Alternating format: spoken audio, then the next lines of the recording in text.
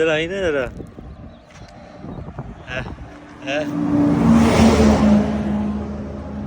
ਹੈ ਬੰਦੇ ਵੱਲੋਂ ਸਾਨੂੰ ਕਦੀ ਠੰਡੀ ਹਵਾ ਨਹੀਂ ਆਈ।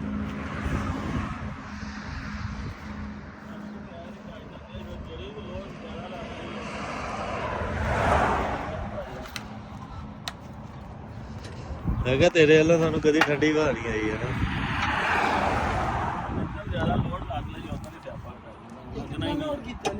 ਲੋੜ ਹੀ ਚੰਗਾ ਭਲਾ ਹੈ ਐਂਟਰ ਲਾ ਕੇ ਲੱਦੇ ਹੋਏ। कितने टन लगते हैं? 16 पैलेट ने ਉਹ 20 ਟਨ ਬਣ ਗਿਆ 20-25 ਟਨ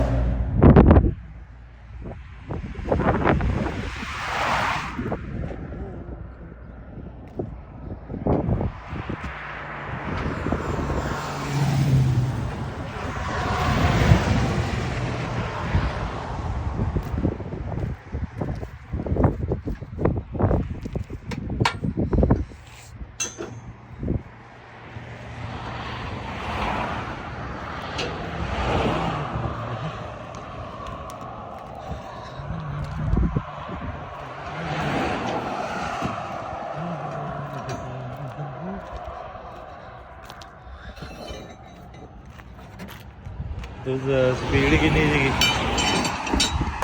है स्पीड कितनी थी ਸਪੀਡ ਹੈ ਸੀ 40 ਦਾ ਪੰਜਵੇਂ ਤੇ ਸੀ ये भी पड़ गया ਮੈਨੂੰ ਪਤਾ ਸੀ ਮੈਂ ਇੱਥੇ ਆਰਾਮ ਨਾਲ ਆਉਂਦਿਆ